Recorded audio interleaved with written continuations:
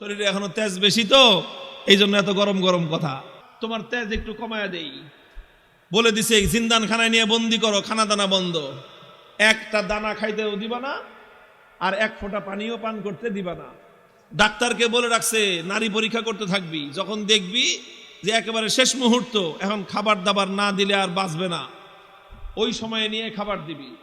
খাবারটা কি দিবি সেটাও ঠিক করে দিছে, বলছে যে মুসলমানদের ধর্মে যে জিনিস হারাম সেটা দিবি, শুয়োরের গোশত আর মদ মিশানো পানি। আল্লাহকে বললাম যে আল্লাহ তুমি পরীক্ষা করতেছো তোমার বান্দার, যে তোমার বান্দা তোমাকে, তোমার দ্বীনকে, তোমার রসুলকে, তোমার রসুলের আদর্শকে কতটা ভালোবাসে তুমি এটা পরীক্ষা করতেছো। আর এই পরীক্ষা করার জন্য জীবন দিছো মাত্র কয়টা? একটা মাত্র জীবন দিছো। আর ওই একটা জীবন দিয়ে আল্লাহ তোমাকে কিভাবে দেখাবো যে আমি তোমাকে আর তোমার দ্বীনকে কতটা ভালোবাসি। তুমি আমাকে 1000 জীবন দান করতা, একটা একটা করে জীবন তোমার জন্য উৎসর্গ করে তোমার বান্দা আব্দুল্লাহ বিন হুযাফা দুনিয়ার সামনে প্রমাণ করে দিত ঈমানদারের কাছে ঈমানের দাম কত বেশি। উলামায়ে কেরাম, আহলে হক, হকের ঝান্ডাবাহীরা যদি হকের উপর অটল আর মজবুত থাকে, আল্লাহর পক্ষ থেকে সাহায্য আসে, প্রতিপক্ষ মাথা নত করতে বাধ্য হয়। সাহাবী যুগের ছোট্ট একটা ঘটনার উদ্ধৃতি দিই। হযরতে আব্দুল্লাহ ইবনে হুযাফা রাদিয়াল্লাহু তাআলা আনহু, আল্লাহর নবীর একজন সাহাবী, তিনি এক যুদ্ধে নেতৃত্ব দিচ্ছিলেন একটা ছোট বাহিনীর। ঘটনাচক্রে রোম সম্রাট সে ওই বাহিনীটাকে গ্রেফতার করে ফেলল। আল্লাহর নবীর সাহাবী আব্দুল্লাহ বিন হুযাফা রাদিয়াল্লাহু আনহু সহ প্রায় 50 জনের মুসলমানদের একটা কাফেলা বন্দী হয়ে গেল। এখন রোম সম্রাটের ইচ্ছা হলো মুসলমানের ঈমান পরীক্ষা করবে আর যে কোনো মূল্যে মুসলমানকে ইসলাম থেকে দূরে সরাবে।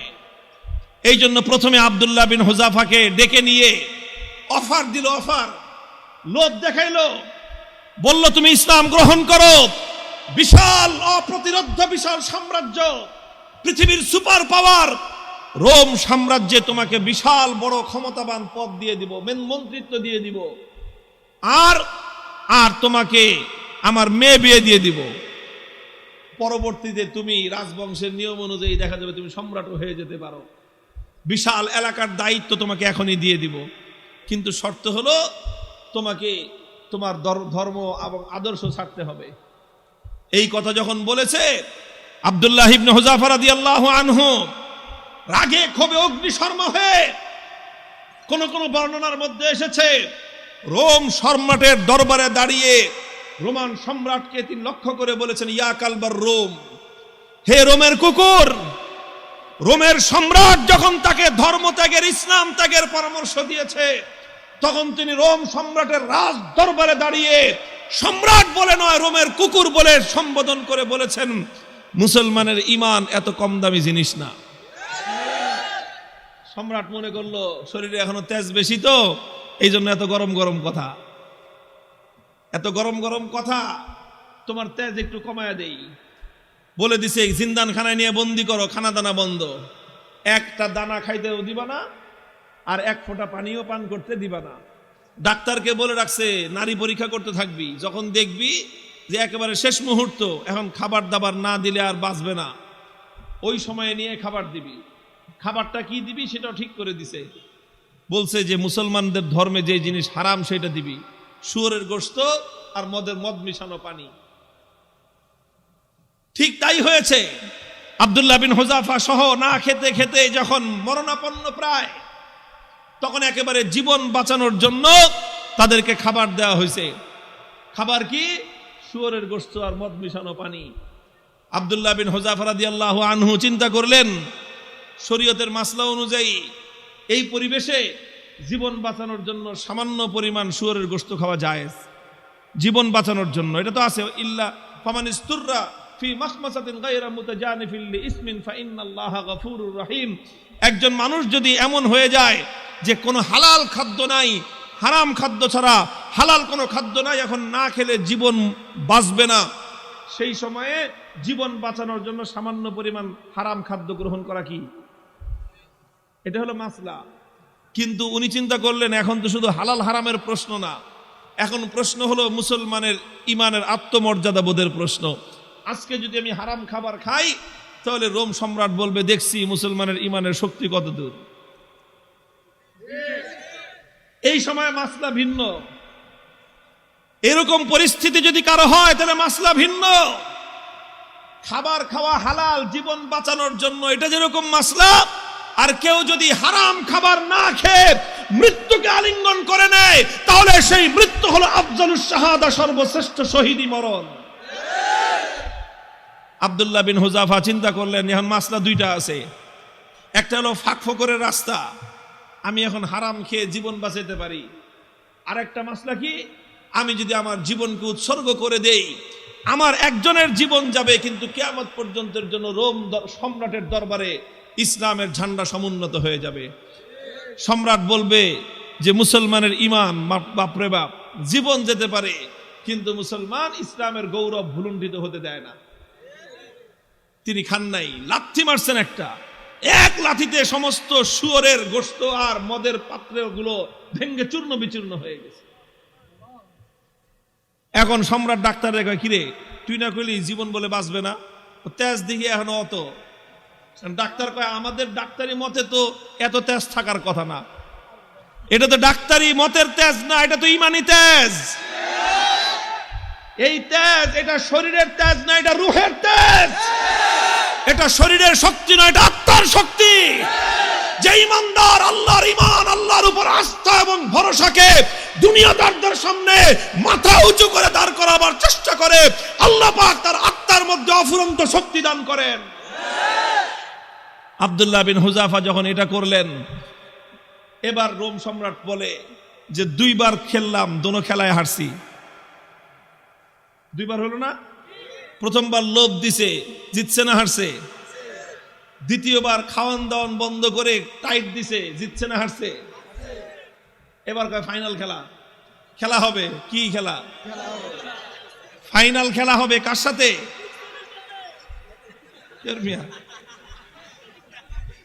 এদের সাথে তো খেলা শেষ করে দিয়ে আসছি তার এলাকায় গিয়ে।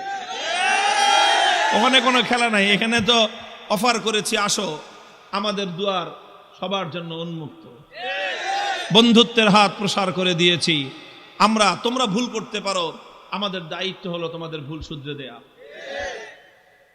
রোম সম্রাটের সাথে খেলা হবে আব্দুল্লাহ বিন হুযাফার। একজন হলো সম্রাট আর একজন তার একজন বন্দী, তার জিন্দানখানার কয়েদি আর একজন সম্রাট। খেলা হচ্ছে ফাইনাল খেলা। রোম সম্রাট বলল এবার একদম দেখব চূড়ান্ত যে ইমানের তেজ কোন পর্যন্ত হয়। যতজন বন্দী বিশাল বিশাল ড্যাগের মধ্যে পানি গরম করছে, ফুটন্ত গরম দাউ দাউ লেলিহান শিকার আগুন, সেই আগুনের মধ্যে ড্যাগ বসাইছে, বিশাল বিশাল ড্যাগ, খাজা বাবার ড্যাগের মতো। খাজা বাবার ড্যাগ দেখছেন? বাংলাদেশে আছে হলো শাহজালালের মাজারের ড্যাগ একটা আছে, ওটার মধ্যে বালতি নিয়ে নামে একজন সঙ্গ লাগায়া খিচুড়ি উঠাইতে, দেখেন নাই? এরকম বিশাল ড্যাগ, একটা মানুষ যেন আপাত মস্তক সেই ড্যাগের মধ্যে ডুবে যেতে পারে, এত বড় বড় ড্যাগ বানাইছে। ড্যাগ বানায় তারপরে লাকড়ি দিয়ে লেলিহান শিকার আগুন জ্বালাইছে, সে আগুন জ্বালায় তারপরে এই তো পানি দিয়ে ভরে দিছে। পানি যখন টকবক টকবক করতেছে, এবার আব্দুল্লাহ বিন হুযাফা সহ তার সমস্ত বন্দীদেরকে ডেকে আনছে। ডেকে এনে বলছে, আব্দুল্লাহ বিন হুযাফা এবার তোমার সাথে কোনটা খেলা? ফাইনাল। তোমাকে সর্বশেষ সুযোগ দিচ্ছি, তুমি দুইবার আমাকে ডিনাই করেছো, আমাকে অপমান করেছো, এবার লাস্ট সুযোগ তোমার জন্য। এই যে দেখো গরম পানি, কথা মানবি আর নাহলে একটা একটা করে এই গরম পানির মধ্যে ছাড়বো, আর পানির মধ্যে ছাড়ার সাথে সাথে দেখবা মৃত্যু কত বিভীষিকাময়। আব্দুল্লাহ বিন হুযাফা নির্বিকার, কোনো কথা বলেন না। সম্রাট বলছে জল্লাদকে ওর সামনে থেকে তার একজন সঙ্গীকে নিয়ে তার চোখের সামনে গরম পানিতে ছেড়ে দাও। ঠিকই আব্দুল্লাহ বিন হুযাফা রাদিয়াল্লাহু তাআলা আনহু একজন সাথীকে নিয়ে গরম পানির মধ্যে ছেড়ে দেওয়া হলো। মুহূর্তের মধ্যে বিভৎসভাবে তার মৃত্যু হলো, তিনি শাহাদাত বরণ করলেন। চোখে তাকায়া দেখলেন কিচ্ছু, কোনো কথা নাই। এবার বলল যে এবার ওরে ধরে নিয়ে যাও। আব্দুল্লাহ বিন হুযাফা রাদিয়াল্লাহু তাআলা আনহুকে এবার ধরে নিয়ে যাওয়া শুরু করলো। বাদশা খেয়াল করতেছে যে মনোভাবটা কি চেঞ্জ হয় কিনা, একটু অন্তত ভয় পায় কিনা। একটু ভয় পাইলেও মনে করবে যে যাক কোন রকম মর্যাদাটা রক্ষা পাইছে, ফাইনাল খেলা ড্র ঘোষণা করে দেওয়ার একটা ধান্দা খুঁজতেছে। যখন আব্দুল্লাহ বিন হুযাফাকে নিয়ে যাওয়া হচ্ছে, ইতিহাসের কিতাবগুলোর মধ্যে লেখা হয় ওনার চোখ দিয়ে দরদর করে পানি পড়তে আরম্ভ করলো। তো বাদশাহ মনে করছে কাম হয়েছে, মনে হয় কাজ হয়েছে, মনে হয় ভয় পাইছে, কেবল ডাক দিছে, এই ফিরে আনো। জিজ্ঞেস করতেছে কি ব্যাপার, ভয় পাইছো? যদি ভয় পেয়ে থাকো সারেন্ডার করো, এখনো তোমার জন্য সে আমার অফার অব্যাহত আছে, তুমি তোমার ধর্ম ছেড়ে আমাদের দলে যোগ দাও, সঙ্গে সঙ্গে আমি তোমাকে রোম সাম্রাজ্যের বিশাল ক্ষমতাবান পদ দিব তোমাকে। আর যদি না মানো তাহলে তোমাকে কিন্তু খালি চোখের পানি দেখে আমি ছাড়বো না, তোমাকে গরম পানির মধ্যে নিক্ষেপ করে নির্মমভাবে তোমাকে হত্যা করব। আব্দুল্লাহ বিন হুযাফা বলেন, কারে তুমি কি মনে করছো এই মৃত্যু দেখে ভয় পেয়েছি? না, তোমার এই মৃত্যুর এই বিভীষিকা দেখে আমি ভয় পাই নাই। তাহলে কান্দো কেন?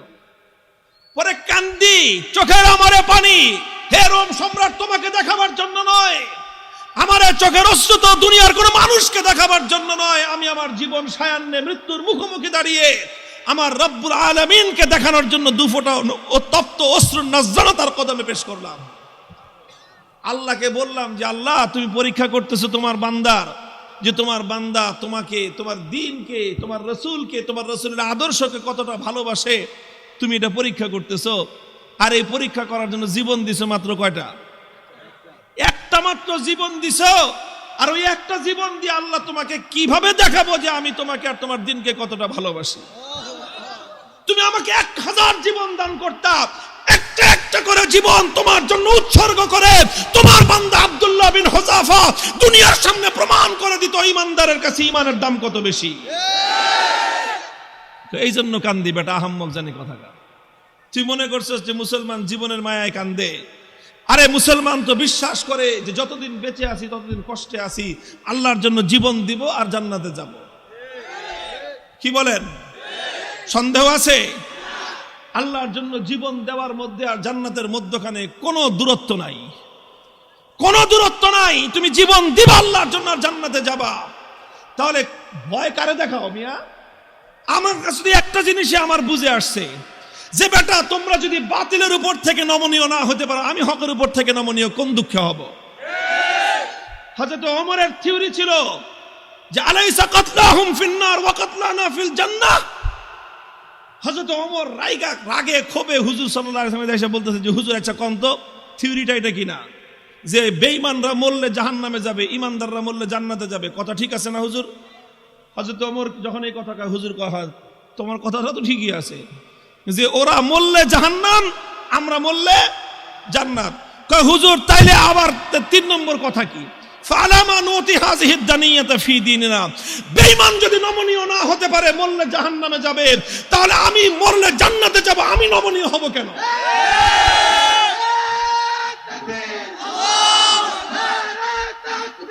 আল্লাহু আকবার। হুশিয়ার সাবধান,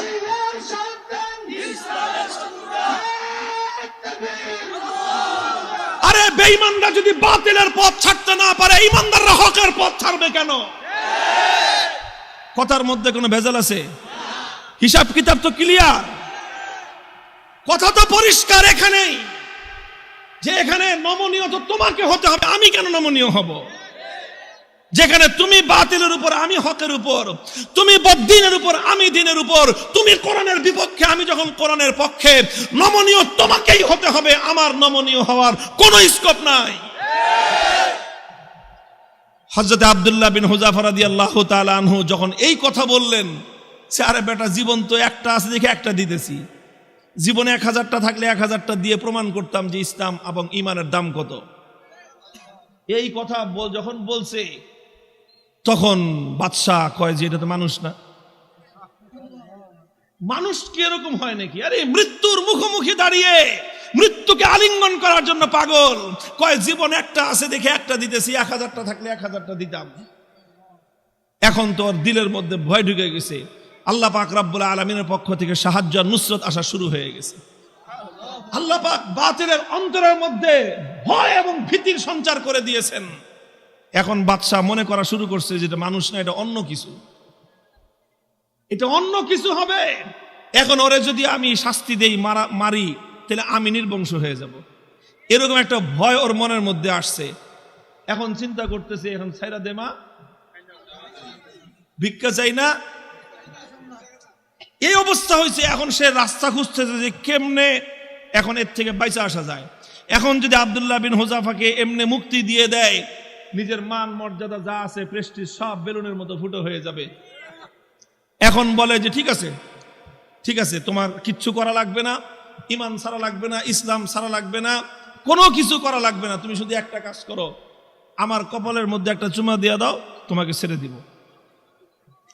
আব্দুল্লাহ বিন হুযাফা বলেন, শুধু আমাকে একা ছাড়বা না, আমার 50 জন সাথী সঙ্গী সবাইকে ছাড়বা। কয় না, খালি 50 জন না, তুমি যদি আরো নাম কও, ওগুলি সব ছেড়ে দিবে। তিনি চিন্তা করেন, আল্লাহর পক্ষ থেকে নুসরত আসছে, আল্লাহর পক্ষ থেকে সাহায্য এসেছে। আল্লাহ পাক একজন বন্দির সামনে একটা সম্রাটের মাথা নত করে দিয়েছেন। কুদরত কার হাতে? ফাইনাল খেলায় জিতছে কে? কে জিতছে? হযরতে রাসূলের সাহাবী জিতেছেন, সম্রাট পরাভূত হয়ে গেছে। কথা বলেন ঠিক না বেঠিক? তিনি চিন্তা করলেন যে আমার একটা কাজ, এই কাজের দ্বারা তো ইসলামের গৌরব নষ্ট হবে না, আর সঙ্গী সাথীদের জীবন বেঁচে যাবে। ঠিক আছে, তাও ওনার আত্মমর্যাদা এতটা বেশি যে সরাসরি কাফেরের কপালে চুম্বন দিবেন, আত্মমর্যাদায় বেঁধেছে। কাফেরের কপালে নিজের পাঞ্জাবির আস্তিন রাখছেন, আস্তিন দেখে নিজের পাঞ্জাবির হাতের উপর চুম্বন করেছেন। বাদশা কয়ে যেমনি হোক, সম্মানটা তো বাঁচছে আমার, কোন রকম তো বাঁচছে।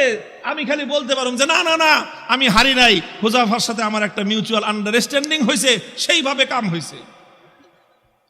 বাস সব বন্দীদেরকে মুক্তি দিয়ে দিয়েছেন। এই খবর যখন খলিফা ওমরে ফারুক রাদিয়াল্লাহু তাআলা আনহুর কাছে গেছে, তিনি সাহাবায়ে কেরাম বড় বড় সাহাবীদেরকে নিয়ে অগ্রসর হয়ে আসছেন যে আব্দুল্লাহ বিন হুযাফাকে সংবর্ধনা দেওয়ার জন্য, যে আব্দুল্লাহ বিন হুযাফা, তুমি এবং তোমার 50 জন সঙ্গী আজ রোম সম্রাটের দরবারে আল্লাহর দ্বীনের ঝান্ডা যেভাবে সমুন্নত করেছো, আল্লাহর দ্বীনের গৌরব, মুসলিম জাতির মর্যাদা সমুন্নত করেছো, গোটা মুসলিম উম্মার দায়িত্ব আর কর্তব্য হয়েছে এখন তোমাকে সম্মান জানানো। এই জন্য আমি স্বয়ং খলিফা তোমাকে ইস্তেকবালের জন্য সামনে অগ্রসর হয়ে আসছি। মুহতারাম হাজিরিন, উলামায়ে কেরামকে বলি, আর আলেমদের সাথে যারা আছেন তাদেরকে বলি, হকের উপর অটল থাকতে হবে। জীবন যাওয়া না যাওয়াটা বড় প্রশ্ন নয়, বড় প্রশ্ন হলো আমার জীবনটা হকের পথে গেল কিনা। জীবনের শেষ মুহূর্ত পর্যন্ত ইসলামকে, আল্লাহর দ্বীনকে বিক্রি করে ব্যক্তিগত স্বার্থ উদ্ধার করা যাবে না। আল্লাহ পাক তৌফিক দান করেন, আমিন বলেন।